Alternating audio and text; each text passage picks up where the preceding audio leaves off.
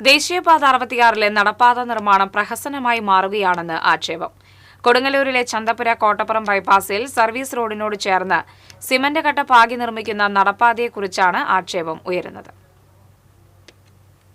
യാതൊരുവിധ മാനദണ്ഡങ്ങളും പാലിക്കാതെയാണ് നടപ്പാത നിർമ്മാണമെന്ന് നാട്ടുകാർ ആരോപിക്കുന്നു.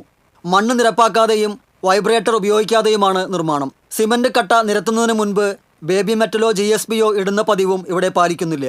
വെറും മണ്ണിൽ സിമന്റ് കട്ടകൾ നിരത്തിവയ്ക്കുക മാത്രമാണിപ്പോൾ നടക്കുന്നത്.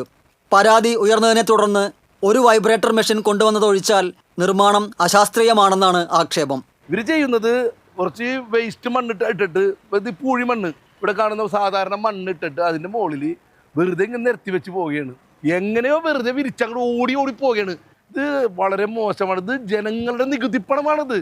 ഇത് എത്രയും പെട്ടെന്ന് ഈ അധികാരികൾ, ഈ ഇതിലൂടെ കാണുന്ന അധികാരികൾ എത്രയും പെട്ടെന്ന് വന്ന് ഇത് നേരിൽ വന്ന് കാണണം. ചെറിയൊരു മഴ പെയ്താൽ പോലും മണ്ണൊഴുകിപ്പോയി നടപ്പാത തകരുന്ന സ്ഥിതിയാണുള്ളത്.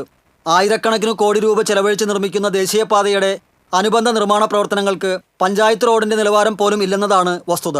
നിർമ്മാണത്തെക്കുറിച്ച് പരാതി പറയാൻ ഒരു ഉദ്യോഗസ്ഥനെ പോലും കണ്ടുകിട്ടാനില്ലെന്നാണ് നാട്ടുകാർ പറയുന്നത്. ഇതര സംസ്ഥാനക്കാരായ കരാർ കമ്പനി തൊഴിലാളികളോട് ആശയവിനിമയം നടത്തുന്നത് എളുപ്പമല്ലാത്തതിനാൽ ചോദിക്കാൻ ആളില്ലാത്ത അവസ്ഥയിൽ കാട്ടിലെ തടി തേവരുടെ ആന എന്ന രീതിയിലാണ് ദേശീയപാതയിലെ പല നിർമ്മാണങ്ങളും നടക്കുന്നത്.